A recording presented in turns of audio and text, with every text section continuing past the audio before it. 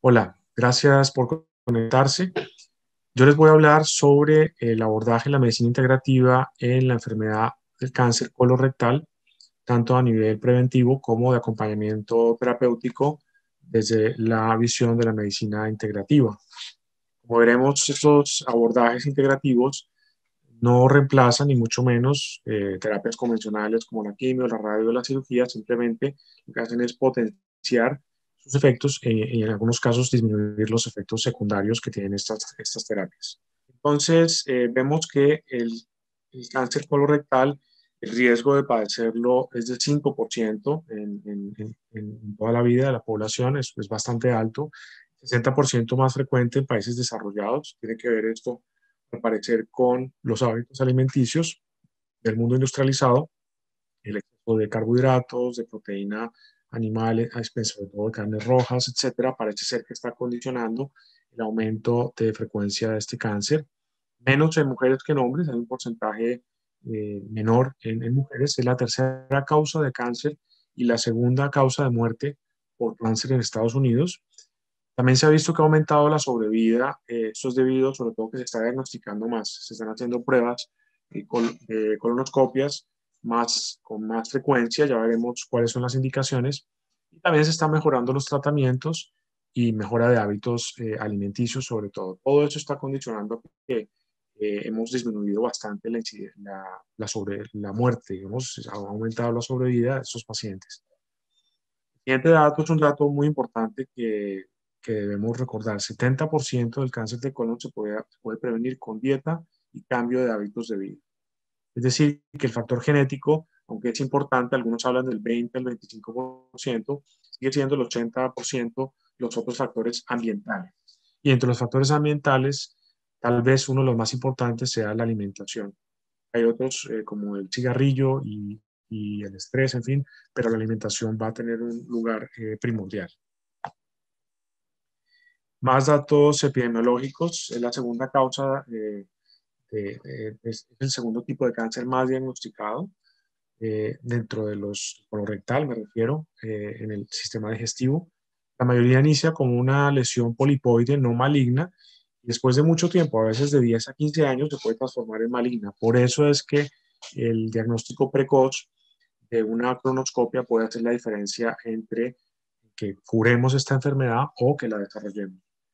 Eh, es también el diagnóstico, como les decía, gastrointestinal de cáncer más frecuente. Está aumentando en la población más joven. Se especula que tiene que ver esto con factores ambientales dietéticos, pero no exclusivamente. Y también se ha aumentado la enfermedad diverticular, que es, dentro de su fisiopatología, pues también tiene que ver con un aspecto inflamatorio del sistema digestivo. Es importante la historia familiar, tener algún familiar de primer grado, sobre todo con enfermedad de cáncer colorectal, aumenta la posibilidad de tenerlo en un porcentaje bastante alto. Por lo tanto, en esta población tenemos que hacer revisiones más periódicas, especialmente de exámenes de colorectales, colonoscopias y, bueno, hacer revisiones más frecuentes. La revisión de los pólipos baja la incidencia en un 90%. O sea, si tenemos una revisión de pólipos de manera frecuente y vamos eliminando los que se vayan presentando que tengan sospecha de malignidad, pues eso también baja la posibilidad de tener cáncer colorectal en un 90%. La incidencia y mortalidad según el sexo en España, vemos algunos datos. Aquí podemos observar que a nivel en los hombres es un poco mayor en relación a las mujeres. Y bueno, pues vemos que el cáncer de colon pues tiene una incidencia importante en cuanto a la incidencia y la mortalidad, bueno, pues con relación a la incidencia pues no es tan alta por lo que hemos comentado. Bueno, factores de riesgo, tenemos varios, pues la dieta pobre en fibra, se ha estudiado la posibilidad de que la fibra natural, como la que tienen las verduras, las frutas, pudiera tener un factor protector en esta enfermedad. Y bueno, pues la dieta occidental está siendo cada vez más deficiente en esta fibra natural, eh, con la excepción de la dieta mediterránea, que como veremos es una dieta que sí es abundante en vegetales, en granos integrales y que tiene además frutas, ¿no? Frutas que también tienen fibra. La historia familiar es un factor de riesgo, la edad también, los hombres tienen un poco más, el fumar es un factor de riesgo también para esta enfermedad. Los síndromes polipoides hereditarios, enfermedades genéticas, la poliposis familiar, pues también condiciona la posibilidad de tener cáncer colorectal. Entonces, en esta población, es una población que está en mayor riesgo y por lo tanto debe haber un seguimiento más frecuente para buscar hacer un diagnóstico precoz que va a hacer la diferencia en el pronóstico de esos pacientes. Entonces, la historia de pólipos, historia familiar de pólipos es un factor de riesgo. Eh, la historia de cáncer de colon, por supuesto, también va a ser un factor de riesgo. Y las enfermedades inflamatorias como el Crohn o la colitis ulcerosa van a ser condicionantes también de tener más posibilidades de tener esta enfermedad y por lo tanto hay que hacer más seguimientos. Es más frecuente en mayores de 50, por lo tanto los 50 años es la edad de corte donde deberíamos empezar a tener unas colonoscopias por lo menos cada cierto tiempo. Y eso va a depender, cada cuánto, va a depender de otros factores de riesgo, como la historia familiar o personal de pólipos edematosos, sobre todo este tipo de pólipos, que más pueden condicionar la posibilidad de que se malinicen, o historia familiar de cáncer de colon. Habíamos comentado que los familiares o la tendencia a tener enfermedades inflamatorias intestinales como la enfermedad de Crohn o la colitis ulcerosa es otro factor de riesgo. Los síndromes genéticos como la poliposis familiar adenomatosa, el cáncer de colon hereditario no polipomatoso, etcétera, son otros factores genéticos que se han visto pueden condicionar tener cáncer colorectal. Y otras enfermedades como la diabetes tipo 2, la obesidad, de la cual hablaremos un poco más, el cigarrillo y el abuso del alcohol. Y hay una controversia en cuanto a las carnes rojas y embutidos, sobre todo parece ser el tema de la cantidad y el tipo de embutidos, y obviamente no es lo mismo una carne roja hecha en una barbacoa, con toda la formación de otros metabolitos, que la carne roja ocasional, y también depende del tipo de carne roja. Entonces, pero bueno, sí se ha visto alguna relación entre el abuso de estas carnes y embutidos con el mayor riesgo de cáncer colorectal. Entonces, familiares de primer grado con cáncer de colon tienen 2 a 3 veces más posibilidades de desarrollar la enfermedad. Si tú tienes un familiar de primer grado con cáncer colorectal, pues tienes bastante más posibilidades de tener cáncer de colon y por lo tanto hay que hacer ese seguimiento. El 20% de todos los pacientes que tienen un familiar en primer grado con cáncer de colon rectal, es decir, hay un 20% más posibilidades de tener cáncer si es de primer grado.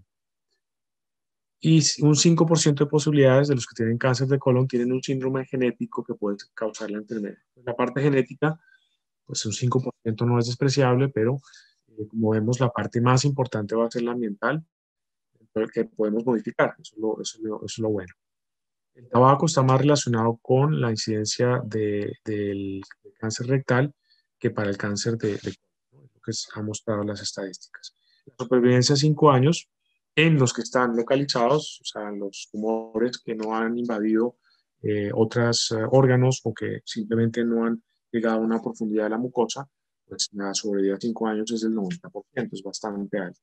Entonces merece la pena valorar estos factores de riesgo porque muchos de ellos podemos actuar y así es parte también de la medicina en general y es la parte preventiva que a veces nos falta hacer más énfasis. Estos son algunos factores internos, como los genéticos, unas mutaciones que se podrían estudiar incluso de forma preventiva, o la posibilidad del factor genético relacionado con ulcerosa y enfermedad de Crohn. Bueno, pues se podrían estudiar estas mutaciones. Y luego están los factores externos. En esta publicación se habló del consumo de grasas, más del 30% de la dieta diaria, carnes rojas más de 100 gramos al día, embutidos más de 50 gramos al día, tabaco de 2 a 5 cigarrillos al día, el alcohol más de 40 gramos día en mujeres y 60 gramos día en hombres, el exceso de consumo de café más de 300 miligramos al día, estrés y falta de actividad física. Estos fueron en una revisión sistemática los factores que se encontraron relacionados con mayor incidencia de cáncer colorectal. Bueno, esto ya lo hemos hablado. Dentro de los factores de comorbilidades, pues hay otras enfermedades como la obesidad y la diabetes, que también se han visto relacionadas con el aumento de esta enfermedad. En conclusión, se observaron factores genéticos predisponentes entre un 20 a un 25% de las personas con CA.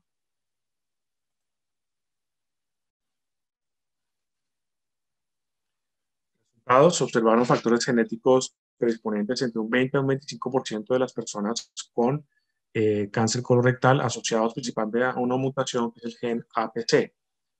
Ya en relación al cáncer esporádico se identificó hasta un 80% de los casos, es decir, que la mayoría de los casos, como les decía, no tienen una correlación genética y están relacionados al parecer con el consumo no controlado de ciertos alimentos, como carnes rojas, embutidos, café, hábitos, además de hábitos como el consumo de cigarrillo y alcohol, eso asociado al estrés y comorbilidades como la obesidad y la diabetes. Es la conclusión de este estudio de revisión. Luego está la presentación clínica, los síntomas son muy variados, no es fácil a veces diagnosticarlo por la clínica. Puede haber síntomas como pérdida de peso, sangrados, es uno de los síntomas más frecuentes, ya que es el tumor al avanzar en su crecimiento, ya sea un tumor ulceroso o que tenga una formación de tipo polipoide, pues aumenta la vascularización y en la medida que va creciendo pues puede presentar sangrados. Y el tipo de sangrado y la cantidad de sangrado va a estar dependiendo de la localización del tumor. Pero bueno, uno de los síntomas puede ser pérdida de peso, insuficiencia de hierro, que es uno de los temas que podemos tener. También se puede palpar una masa a nivel del colon ascendente o descendente, pero sobre todo es el sangrado rectal, es uno de los síntomas. Puede haber síntomas más eh, inespecíficos como diferencias en la frecuencia de evacuación, ya sea tendencia al estreñimiento, sobre todo suele ser estreñimiento por la ocupación del tumor y la obstrucción de la salida de la materia fecal, pero también puede dar dolores abdominales, diarreas también, gases, flatulencia, es decir, va a estar bastante es diverso, ¿no? La sintomatología, dolor abdominal, tenesmo, que es la sensación de no haber evacuado después de tener una deposición, hay la sensación de no haber tenido una evacuación completa. Y esa sería como la sintomatología más global. El diagnóstico pues va a tener que ver con primero un diagnóstico, un examen físico, una proctoscopia en la cual se puede evaluar, por ejemplo, la aparición de hemorroides o incluso ulceraciones a nivel del recto que no son cancerígenas, pero normalmente se requieren estudios más profundos como la colonoscopia, sangre oculta en heces o algunos marcadores tumorales que se pueden hacer. Hay otros estudios, como pueden ser estudios de imágenes por contraste, eh, pero eso estaría en una fase más avanzada. Pero digamos que el más frecuente sería la colonoscopia, que nos va a ayudar más en estos casos.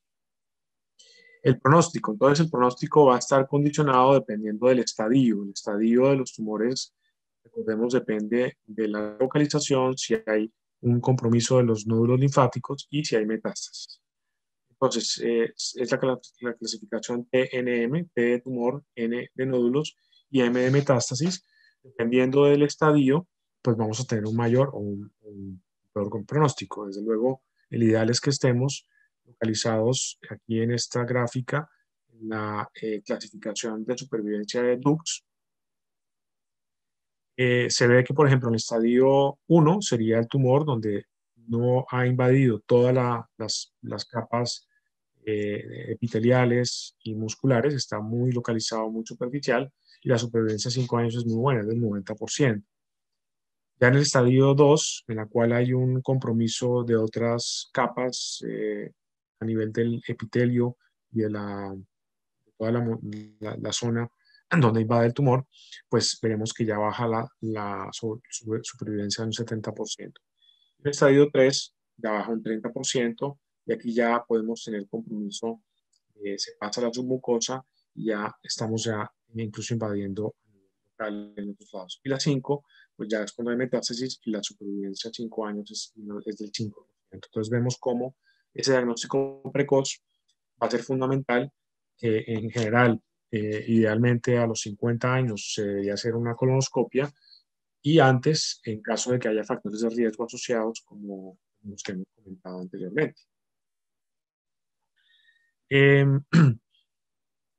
También la sintomatología, bueno, pues uno de los tratamientos obviamente es la cirugía. La cirugía, dependiendo del lugar donde esté localizado el tumor, que puede estar en el colon ascendente, pues va a tener este tipo de procedimientos y va a condicionar pues, la necesidad o no de tener una colonoscopia, perdón, una provisionalmente tener derivaciones intestinales, con colostomía, que pueden ser permanentes o pueden ser transitorias, dependiendo del procedimiento. Ahí también podemos, desde la medicina integrativa, dar bastante apoyo con el uso de otras herramientas que ya comentaremos. El tratamiento, pues, es la quimio, la radioterapia y la cirugía, pero veremos que dentro de la medicina integrativa hay otras opciones coadyuvantes que pueden incluso apoyar y mejorar la respuesta a estas terapias, ya comentaremos. Entre las que hablaremos de la vitamina C, la posibilidad, aunque faltan estudios, pero hay bastante evidencia en cuanto a la utilidad de, por ejemplo, el ozono, y también está el ayuda con la dieta, la nutrición. Especialmente hablaremos del ayuno intermitente, que consiste en hacer ayunos de 16 horas, ya sea todos los días o incluso 2 o 3 veces a la semana. Eso solamente puede hacer la diferencia a nivel metabólica para que tengamos una mejor respuesta a las terapias oncológicas tradicionales, y así pues tengamos también una mejor calidad de vida. El tipo de quimio pues va a depender del tipo de tumor.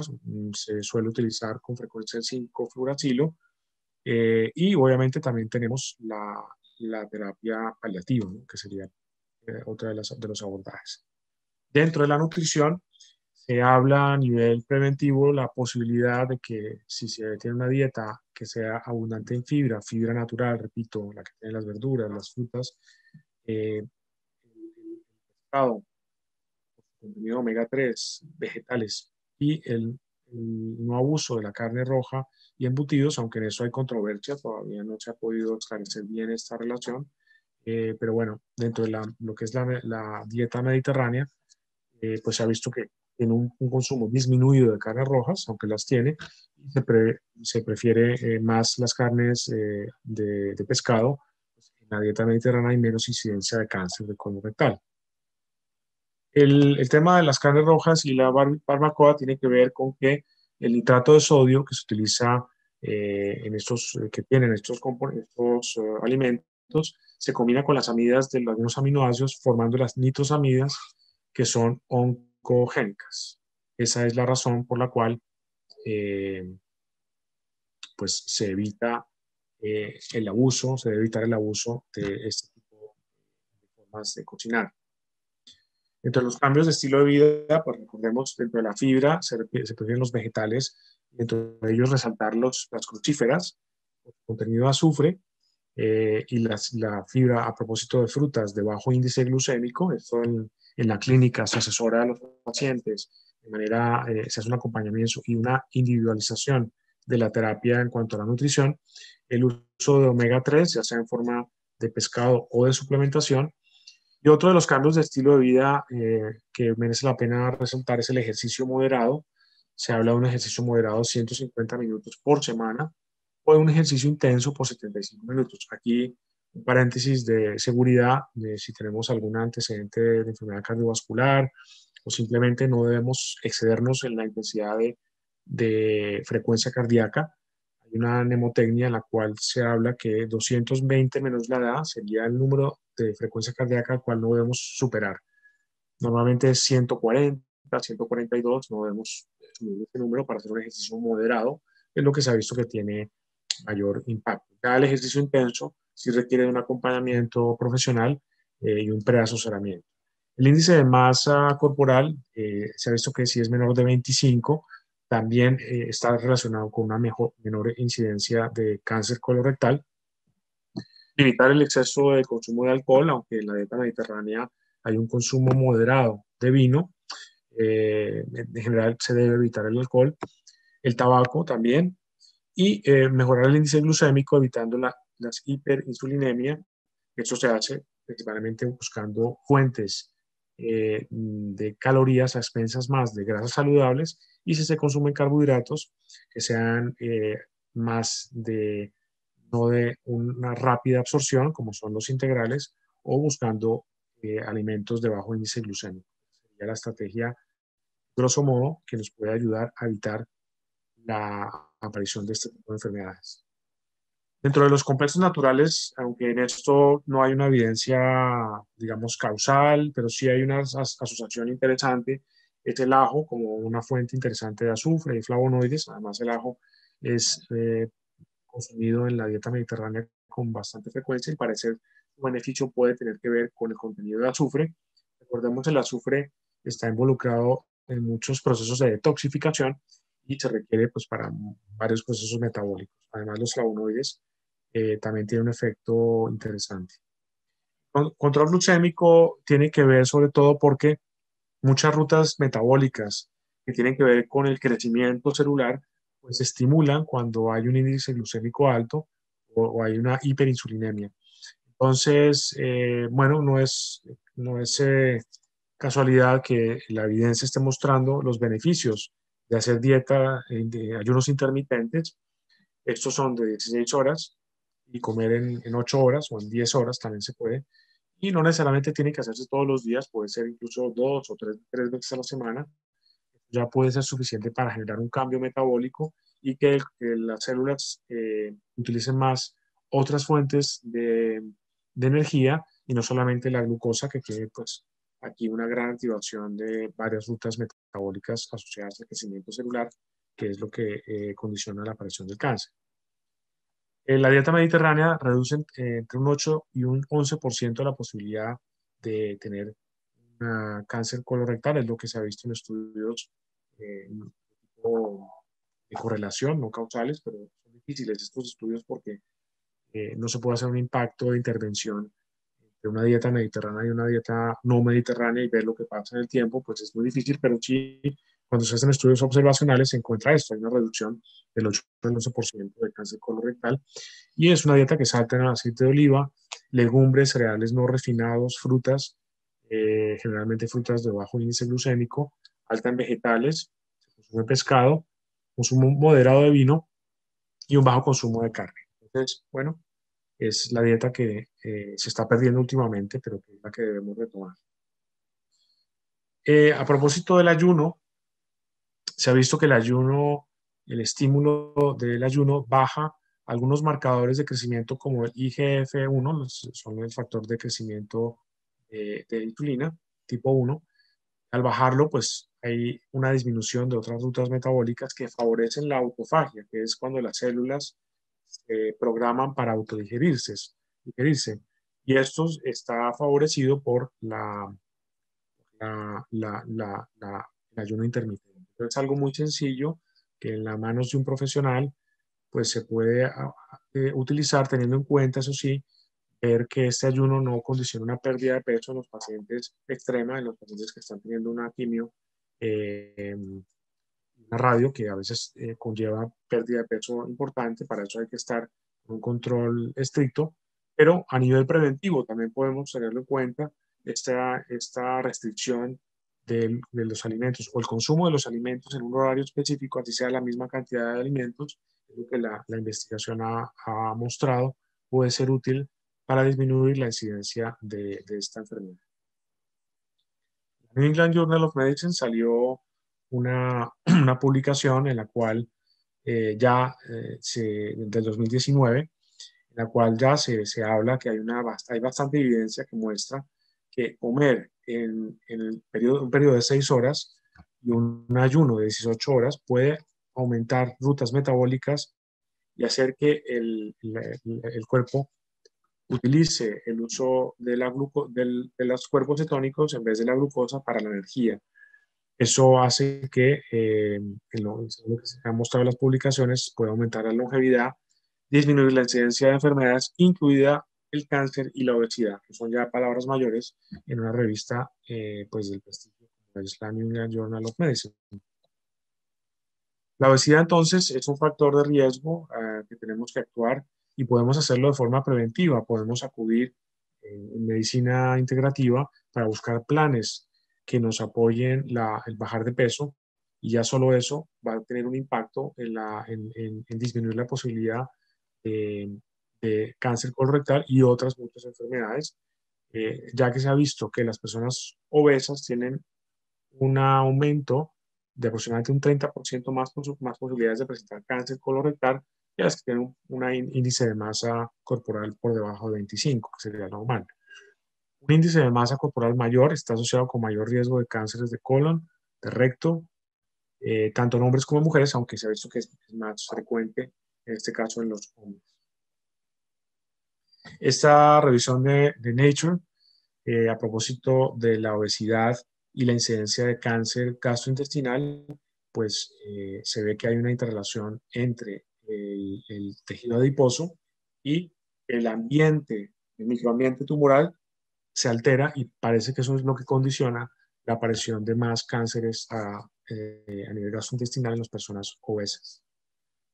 ¿Qué es lo que ha mostrado la evidencia? Que hay la obesidad es un factor de riesgo para desarrollar cánceres en múltiples sitios, no solamente a nivel gastrointestinal, de colon rectal me refiero, sino en el esófago, en hígado, en colon y en carnes, en páncreas.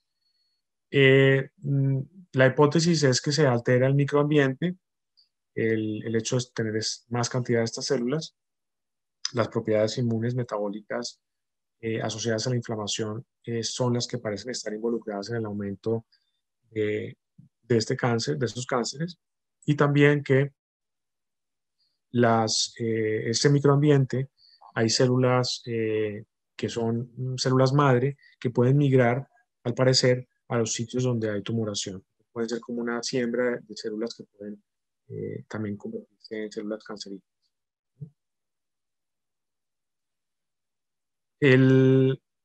Estas células madre de depósitos podrían ser una fuente de fibroblastos, entonces, que son los que luego estas células totipotenciales pueden desencadenar, pues, en algunos casos, en tumulaciones. También está la reprogramación metabólica de ese microambiente asociada a la obesidad que hace que se aumente la producción de angiogénesis y por lo tanto parte de este condicionamiento metabólico es el que parece que está aumentando la posibilidad de estas tumulaciones. Y también cuando se hacen procedimientos eh, para hacer una disminución radical del tema metabólico y de peso, pues con las cirugías bariátricas, se ve que el perfil metabólico de estos pacientes con obesidad mejora y hay una marcada disminución de la incidencia de desarrollo de cáncer. O sea que esta intervención que se hace para bajar este factor de riesgo, cuando se hace, pues estos pacientes tienen mucho menos incidencia de desarrollar cáncer. O sea que parece que hay una relación causal entre la obesidad y el cáncer gastrointestinal. Bueno, otras de los apoyos en los que sí nos falta más evidencia, pero es suficiente para poder hablar de su seguridad y su apoyo, y es el ozono. Esta publicación, por ejemplo, buscó la asociación del ozono la quimioterapia 5-fluoracilo y el cisplatino en la regulación del cáncer de colon y su viabilidad. Esto es un estudio in vitro, evidentemente no se puede extrapolar a estudios vivo o en animales, pero ya nos está mostrando la posibilidad de apoyo que puede tener el ozono en este caso de acompañamiento para mejorar el efecto de la quimio como para disminuir la posibilidad de toxicidad y incluso en algunos casos la reparación de heridas a nivel superficial después de una cirugía oncológica, como el ozono es una medida bastante eficaz, con muy poco riesgo, muy bajo riesgo, que hay publicaciones, repito, no grandes, desafortunadamente, pero sí suficientes para poder ver como una posibilidad de apoyo muy interesante en esos pacientes. Repito, de apoyo no exclusivo ni alternativo, simplemente coadyuvante. El ozono, entonces, en asociación con el 5-fluoracilo y el cisplatino, mostró pues, que tenía propiedades antiinflamatorias in vitro del ozono, lo cual pues, facilitaba estos resultados. Y se vio entonces que el ozono solo tiene una citotoxicidad dependiente del tiempo y la concentración contra unas líneas celulares, estas líneas celulares tumorales. La asociación de ozono con fármacos aumenta la citotoxicidad en un 15 o un 20%. O sea, hace que la quimioterapia, por lo menos en este estudio in vitro, fuera 20%, de 15 o 20% más eficaz. Y también se vio que se disminuía, cuando se aplicaba ozono, la producción de interleuquinas proinflamatorias. Por lo tanto, sabemos que gran parte del crecimiento tumoral requiere de la inflamación y de muchos de los síntomas que se dan con el ozono, perdón, con la quimio, inflamatorios, pues se podrían modular con el ozono. O sea que hay un porvenir de investigación científica del ozono gracias a estos resultados que se han visto en estas publicaciones. Eso indica entonces que el ozono podría ser útil en el tratamiento de cáncer de colon en combinación con, en este caso, en este artículo hablan del 5-fluoracilo, el cisplatino, con una inhibición significativa de las citoquinas, que tiene un papel central en la supervivencia y la quimioresistencia de las células de cáncer de colon. Entonces, estamos hablando de una sinergia, ¿no? Aquí en esta otra publicación del 2018, hacen una reflexión y una revisión de la literatura a propósito del ozono como coadyuvante, te repito, no como terapia ni alternativa ni principal, ni mucho menos, pero sí como coadyuvante y que la conclusión es que aunque faltan estudios, la respuesta es un claro sí como apoyo, con una muy baja posibilidad de efectos secundarios aplicado, digamos, en dosis adecuadas y en buenas manos. El otro componente que se puede utilizar como apoyo es la vitamina C, el ácido ascórbico en los casos de colon, de cáncer de colon. Esta es una publicación donde se hace toda una revisión sobre el tema.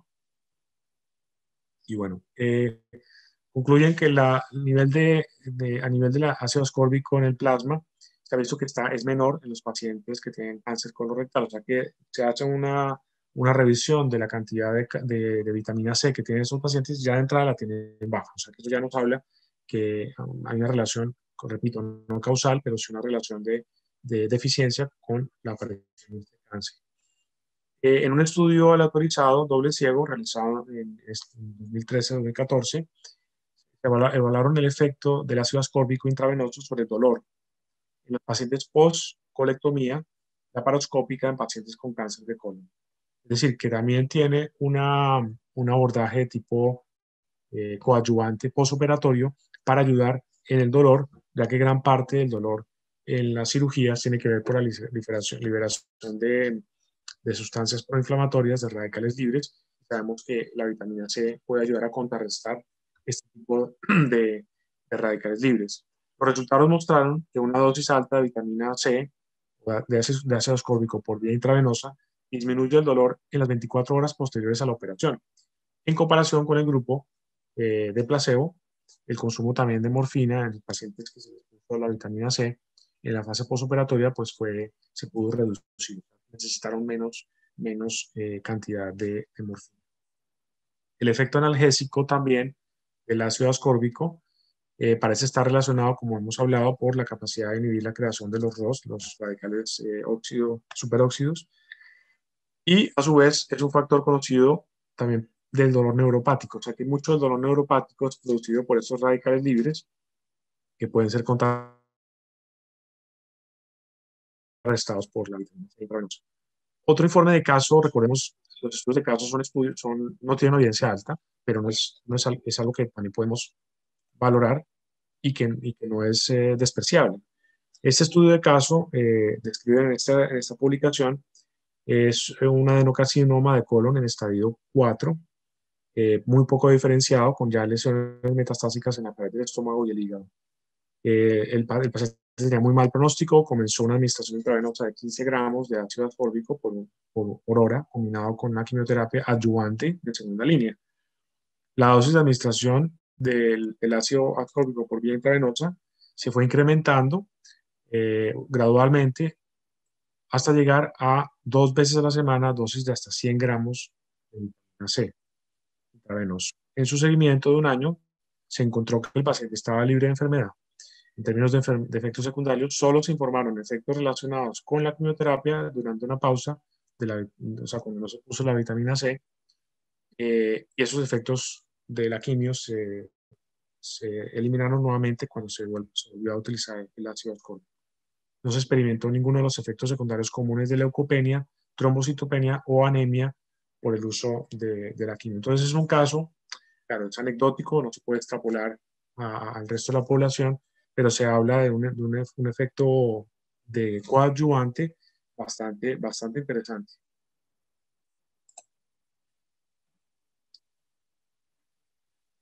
La vitamina C también es importante tenerla en los tipos de cáncer de colorectal con la mutación KRAS y BRAF, que son de difícil manejo, incluso con quimioterapias convencionales, y que se ha visto son destruidos selectivamente por altos niveles de ácido ascórbico. De hecho, hay investigaciones muy serias. De hecho, el doctor Oscar Aguilera en España ha sido pionero en esta investigación y ojalá que se siga promoviendo estas líneas de investigación para apoyar a esos pacientes que ya tienen estas variantes de mutación de cáncer de colorectal que al parecer se benefician de dosis altas de vitamina C. Entonces, el ácido ascórbico en dosis altas afectó el crecimiento tumoral en las células mutadas con este gen. Ensayos clínicos previos de fase 1 y fase 2 han encontrado que el ácido ascórbico intravenoso en dosis altas de 1,5 gramos kilo toleran bien en pacientes con cáncer. Es lo que describe esta publicación. En conclusión, el ácido ascórbico inhibe la glucólisis, es decir, el metabolismo del azúcar, bloqueando varias de estas enzimas y por lo tanto disminuye la capacidad de uso de energía de estas células tumorales, que principalmente es el azúcar, la glucosa. Pero esto se ha visto solo si se hace por vía intravenosa y en dosis altas y frecuentes. Eso es lo que se ha observado. Cuando se administra en combinación con la terapia estándar, la vitamina C, y en ausencia de insuficiencia renal, los eventos adversos no son frecuentes, no son mayores, no se observa una mayor toxicidad, y bueno, pues también se observan disminución de los marcadores de inflamación en la sangre, mejor eficacia de la quimioterapia y un aumento en los tiempos de supervivencia. También se ha visto una mejora de la calidad de vida. Entonces, faltan estudios, pero vemos ya suficientes que nos muestran, primero, la seguridad, segundo, nos muestran la eficacia y que, aunque el número es limitado en estudios clínicos, pues según esta publicación hay una justificación preclínica y clínica suficiente para que primero se estudie más sobre este tema y segundo se pueda apoyar en esto. En cuanto a los complementos alimenticios, hay evidencia que la vitamina D hay una relación inversa entre los niveles de vitamina D3 en sangre y el cáncer de colon. Es una relación que no es causal, pero nos habla del potencial, o por lo menos hay una relación ahí que hay que estudiar entre la vitamina D y este cáncer. Se ha visto un 50% menos cuando la vitamina D3, menos de este cáncer colorectal, cuando la vitamina D3 es superior a 33 nanogramos mililitro, comparado con niveles menores de 12 nanogramos mililitro. O sea que hay una relación también de dosis, ¿no? Hay que tener en cuenta que para aumentar en sangre 8 a 10 nanogramos mililitro de vitamina D3 hay que por lo menos dar 1000 unidades. Entonces, en las dosis que se administran en los pacientes se suelen dar 3000, 4000, incluso dependiendo del caso, se puede llegar a dar más dosis. Esto obviamente contrastado con una analítica. En cuanto al folato, que es la vitamina B9, se ha visto que sobre todo puede ser interesante a través de la dieta, es decir, con el uso bueno, pues no tanto de suplementos, versiones, digamos, artificiales de B9, sino más bien a través de la dieta. Y la B9 la tenemos en legumbres, espárragos, espinaca, aguacate, brócoli, naranja, la tenemos en varios sitios, pero parece ser más interesante en forma de alimentos o versiones metiladas de B9. La B6, que está en el ajo, también la encontramos, la vitamina B6, el coliflor, el brócoli y los hongos, y en el pescado también. Se ha visto que 50 miligramos al día puede ser interesante, repito, como apoyo. Son estudios que son más de correlaciones, pero bueno, es vitamina B6, es una de las que se ha podido estudiar. La curcumina es otra, aunque hay que tener precaución, pero ninguna de estas, de estos complementos hay que automedicarse, hay que hablar con su médico porque puede haber algunas interacciones medicamentosas con la quimioterapia, pero bueno, en general es muy segura. La cúrcuma, la precaución que hay que tener es con los antiagregantes porque puede aumentar un poco la posibilidad de sangrado. Y es uno de los que se ha estudiado como apoyo en esta enfermedad. Y el otro es el hongo Coreolus versicolor, especialmente por un polisacárido que es el polisacárido K. Parece ser que hay estudios, sobre todo japoneses, donde se ha visto que puede ser como apoyo a nivel de más de coadyuvante en esta enfermedad de cáncer colorectal. La actividad física es importantísima en el cáncer colorectal. Se ha visto una disminución de cáncer de colon, pero no de cáncer rectal con el ejercicio, tal como lo hemos comentado. En estadios de 1 a 3 se reduce la mortalidad. Hay una reducción de recaídas en los siguientes 6 meses en los pacientes que han realizado deporte después de la quimioterapia. Estamos hablando de 30 minutos a un paso normal o un poco más rápido. Ojo con los pacientes que han tenido afectación cardíaca por la quimio, en ellos incluso esas caminatas cortas pueden ser riesgosas, hay que hablar con su médico, a lo mejor hacer un electrocardiograma, en fin, pero bueno, el andar puede ser una recomendación que casi podemos extrapolar a toda la población. Y complementos alimenticios para mitigar efectos secundarios como la náusea, pues hay buena evidencia para la acupuntura, algunos fitoterapéuticos como el astrágalo, el jengibre, técnicas de respiración pueden ser interesantes para las náuseas. El cansancio, la L-carnitina, la acupuntura, técnicas de respiración, dolor por neuropatía, ya hablamos de la posibilidad de la vitamina C.